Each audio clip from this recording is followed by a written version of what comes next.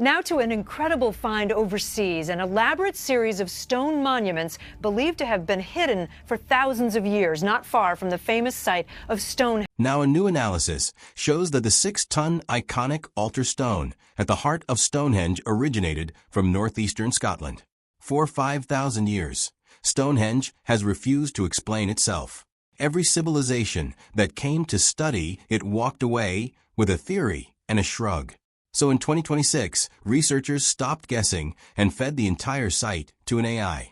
Every scan, every measurement, every survey ever taken, and told it to find what human eyes had missed. Compare the chemistry of this rock against samples from across southern Britain, where sarsen stones also occur. And by doing that, we're able to identify a direct chemical match. What it returned is the part nobody can account for. The numbers do not describe a primitive monument built by Neolithic farmers. They describe something far more precise, far more deliberate, and far older in its knowledge than anyone is ready to explain. The impossible monument. Start with where it sits. Stonehenge stands on the windswept chalk plains of Salisbury, England, 90 miles southwest of London, rising out of flat farmland in a way that has bothered people for centuries. Not because it's beautiful, though it is, because it shouldn't be standing there at all. I was surprised to know that Westwoods was the match for one of Stonehenge's sarsens. Look at what it's made of. The outer ring is built from enormous sarsen stones, each one more than 20 feet high, each weighing around 25 tons, dragged from Marlborough Downs roughly 20 miles north, and capped with horizontal lintels locked together, with real joints, mortise and tenon, and tongue and groove. The kind you'd cut into a piece of furniture, carved here into solid rock by people who supposedly had no metal to cut with. Inside that ring sit the bluestones, smaller but still up to 4 tons each. And those came from the Preseli Hills of Wales, 140 miles away. No metal tools, no wheels that could carry that weight, no cranes. Sit with that for a second, because it's the piece everyone glosses over. Modern engineers, with hydraulics and steel, and a full crew still sweat over moving a single 25-ton precision-cut stone. The textbook answer has always been log rollers, rope, earth and ramps, and a lot of patient trial and error. And it has always quietly buckled under the weight of what actually got built on this plain. And think about that Welsh trip for a second. 140 miles over hills and rivers, hauling 4-ton blocks with rope and muscle, and whatever they could float. People have spent entire careers arguing about how. Nobody argues about whether because the stones are sitting right there. They made the trip. And the question Grok kept circling wasn't how they moved them. It was why those exact stones were worth moving at all. Here's the detail that should bother you more than the weight, though. For most of history, nobody even believed Neolithic farmers did this. Medieval writers handed the whole thing to Merlin and to giants because the monument looked like the work of something bigger than the people who lived on that plain. We laugh that off the moment radiocarbon dating pinned the real age. We now know where these stones come from, and that means we can ask new questions. Which route did they bring them over? Grok's analysis does something uncomfortable with that old instinct. It doesn't bring back the giants. It brings back the feeling that we have been badly underestimating whoever did build this. And the part that makes the simple story worse, not better, is the timeline. This wasn't one heroic push. It went up in phases from 3000 BCE to 2000 BCE. First a circular ditch and bank. Then 56 strange pits we now call the Aubrey holes. Then the towering sarsen trilithons. Then the bluestones moved and removed into arrangements nobody has ever fully explained. And then, around 1600 BCE, the whole thing was shut down. Shut down, not abandoned. And that distinction is going to matter more than you'd think by the time we reach the end. You've heard the version everyone grows up with. Neolithic farmers built it through faith, muscle, and generations of effort. Simple, human, done. That version just walked into 5,000 years of data and a system that doesn't blink. And it didn't survive the first chapter. The question. So, here's what they actually did in 2026. A research team pulled together the most complete Stonehenge data set anyone has ever assembled. Every measurement, every survey, every geological scan, every astronomical calculation run on the site across 300 years of study. Petabytes of it, more than any single human could ever hold in their head. 300 years of study sounds impressive until you see how scattered it is. Every generation of archaeologists measured the place with the tools they had, argued with the generation before them, and left behind notebooks full of numbers nobody ever lined up against everything else. No human could. A career is too short and the pile is too deep. That's the whole point of handing it to a machine. For the first time, every number the site has ever given up sat in one place, in one mind, at one moment, getting checked against all the others. All of it went into Grok, the AI built by Elon Musk's company, XAI, trained across physics, engineering, astronomy, archaeology, and pattern recognition. The instruction was almost insultingly simple. Look at everything. Find what the humans, studying one fragment at a time, kept missing. And they were careful about how they asked. They didn't tell Grok to confirm a favorite theory or pick a winner among the camps that have argued over this place for a century. They told it to come in with no loyalty to anyone and report only what the numbers themselves demanded. That part matters. One of the most recognizable monoliths of the late Neolithic period, built some 5,000 years ago. There are still questions about its origin and purpose. A person looks for what they already half expect. Grok was told to look for whatever was actually there. What's strange is where it started. A human walks up to Stonehenge and looks at the stones because the stones are the whole point, the thing on every postcard. Grok didn't. It went for the holes first, the part everyone treats as set dressing. And the reason it started there turned out to be the first clue that it was reading this site by a logic nobody had used on it before. The 56 pits. The Aubrey holes are 56 pits set in a ring just inside the outer earthwork. They were spotted back in the 17th century and named after the antiquarian John Aubrey. And for 300 years, they were treated as background. A few held cremated remains. Some sat empty, and the uneven gaps between them got written off as sloppy work. Neolithic people doing their best with antler picks. Nothing to see. Grok tore that apart on the first pass. Watch what it did. It took the compiled survey data and measured the spacing between all 56 holes down to fractions of a millimeter. Then plotted the distance between every consecutive pair around the full circle. The random scatter everyone assumed would be there was gone.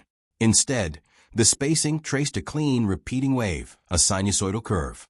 And that curve matched almost exactly the equation that describes how the moon's orbit shifts across the 18.6-year lunar nodal cycle.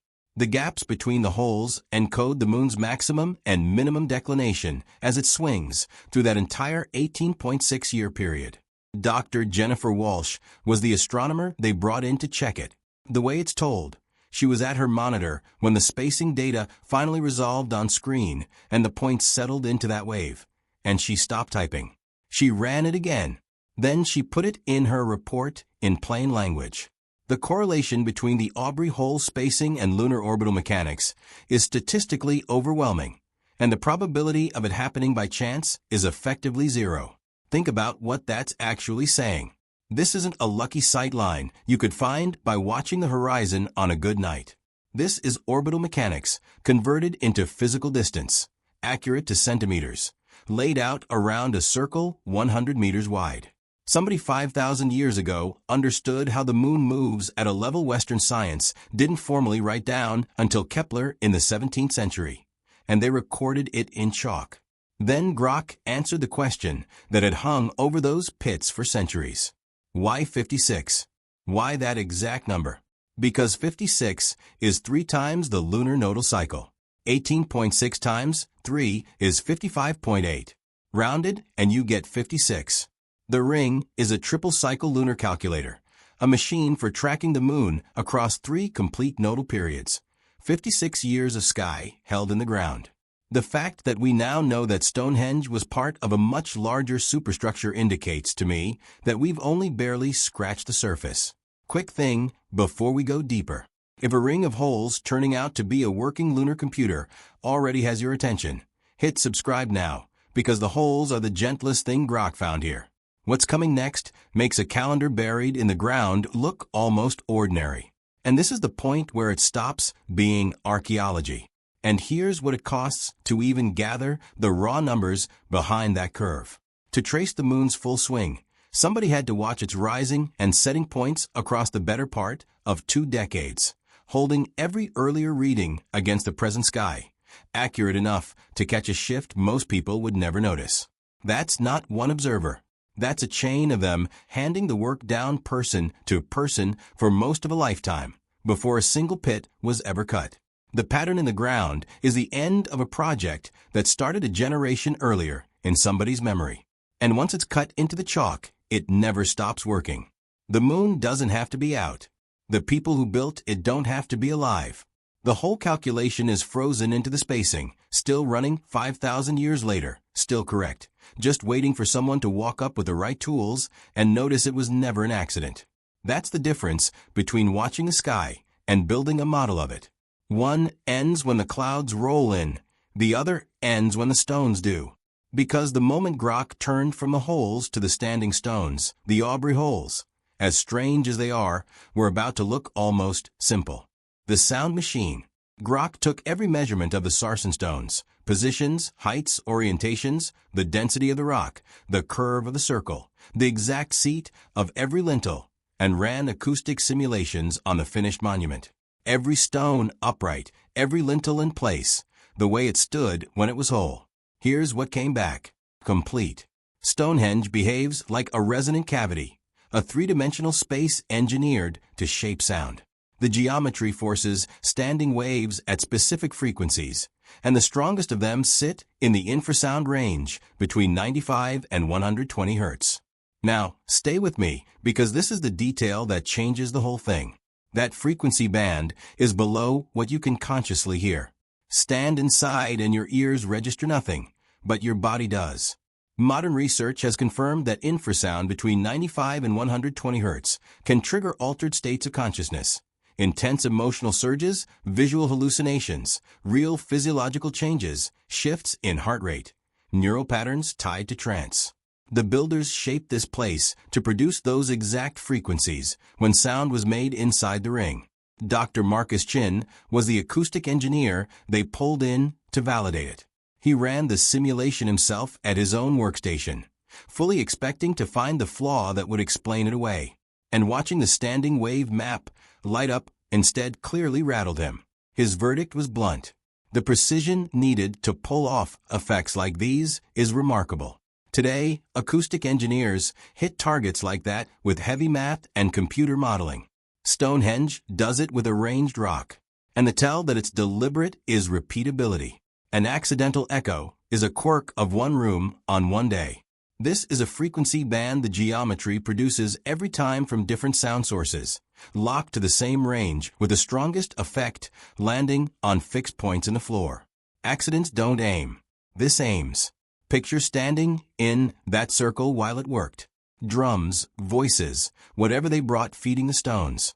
You wouldn't hear the layer underneath, the 95 to 120 Hz hum, but you'd feel it in your chest, behind your eyes, in the part of the mind that decides whether a place is sacred or just stone.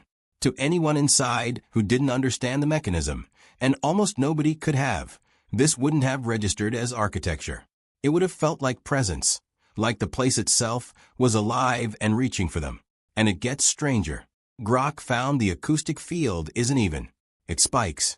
The AI pinpointed exact spots inside the circle, nodes where the infrasound effect would hit hardest. Then it cross-checked those spots against the archaeological record. They line up with the places where cremated human remains were found. That's not a coincidence you can wave off. If those bodies were scattered at random, fine geometry doing its thing, but they're not scattered. They cluster on the precise points the simulation flagged as most intense. Somebody knew where the force peaked, and somebody chose to put the dead right there. And that reframes every burial on the site. So, how could you have moved these into place? How could you have moved them from Wales where the bluestones, the spotted dolerite, came from within Stonehenge? We'd always read them as honored dead laid to rest in a holy place. Grok's map says something colder. They sit on the hot spots. The exact coordinates where the monument did the most to a living body, or the exact coordinates where bodies ended up. Maybe that's where the ceremony placed its most important people. Maybe it's where the ceremony was most dangerous. The stones won't tell us which. Whether they died there from natural causes in the middle of an overwhelming ceremony or from long exposure to something they could feel but never name, the data can't say. But on one point, Grok is not vague at all. This was not a quiet place of worship. It was running technology built to reach into human consciousness and change it. And the bluestones, hauled 140 miles out of Wales, were its strings. The singing stones, which finally cracks open a question archaeologists have fought about for decades. Why those stones from that one spot in Wales dragged that absurd distance? Grok's answer has nothing to do with transport. It's about sound. The AI ran the petrographic data on every bluestone, and the pattern was hard to miss. They were chosen for how they ring. Strike bluestone, and it sings a clear long tone. And different stones ring at different pitches, depending on size, shape, and mineral content. These weren't grabbed at random from a Welsh quarry. Grok found they were selected to build a harmonic series.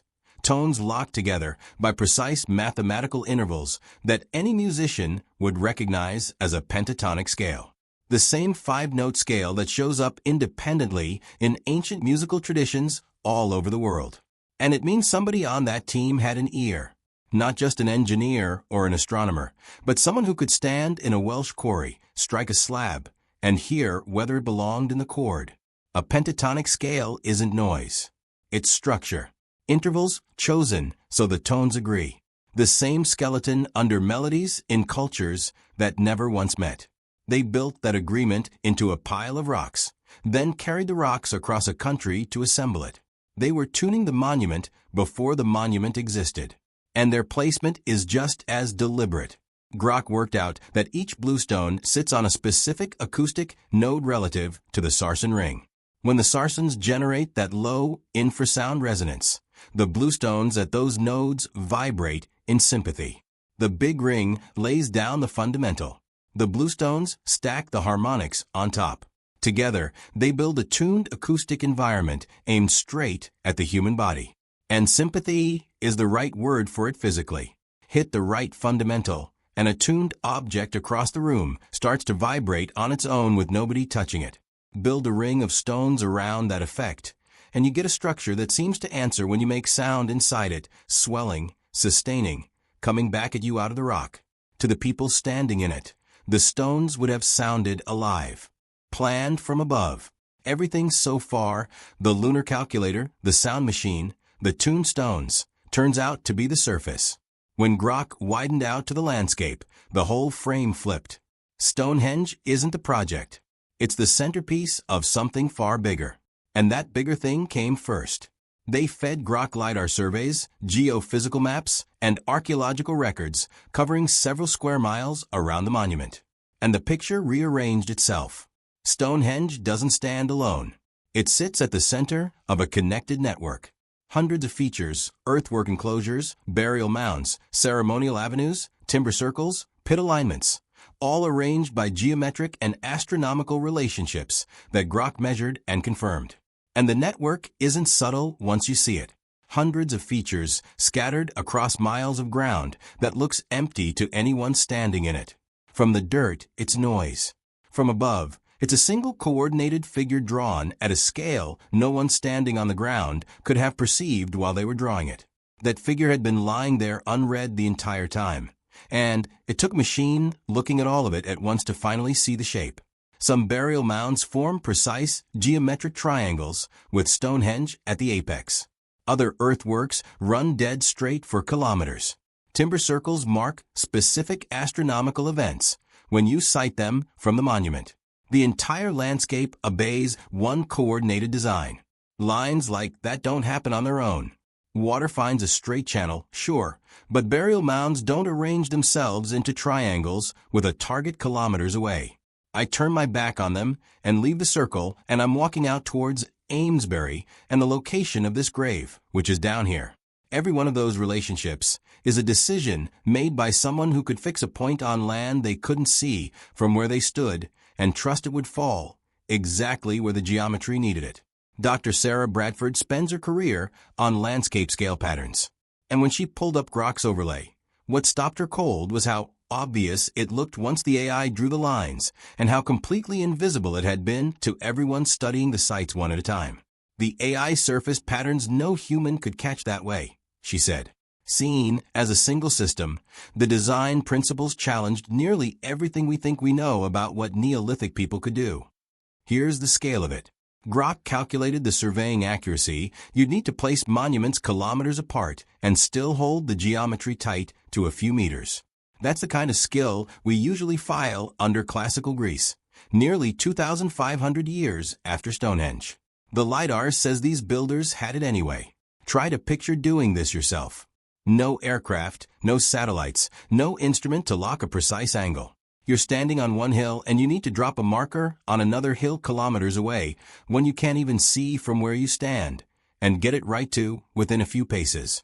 Then do it again and again until the whole region snaps into one clean figure. The only place that figure is legible from is directly overhead. And that's the one place these builders could never stand. Then comes the part that bends the timeline. Grok found that some of the earthworks and mounds wired into this geometry were built between 3500 BCE and 3000 BCE, 500 to 1000 years before the Sarsen Circle went up. The landscape blueprint existed first. Stonehenge was added later, dropped into a geometric plan that was already there. So somebody sketched the master design around 3500 BCE and started laying it into the ground. And their descendants across 20 to 25 generations kept executing it accurately enough to finish with no writing, or none we found. Grok checked that against the limits of oral tradition. Even the steadiest oral traditions on record, Vedic hymns, Homeric epics, drift measurably over centuries. What this landscape demands is transmission tighter than anything documented in human history. The knowledge held exact and usable across 500 years. How? The data won't say. And whoever first drew this never saw it finished. A single mind could hold a design this big, sure. But this design outlived that mind by centuries. It got carried forward by people born into a plan already half built, who added their one piece and died long before the next went down, faithful to an intention not one of them had personally formed.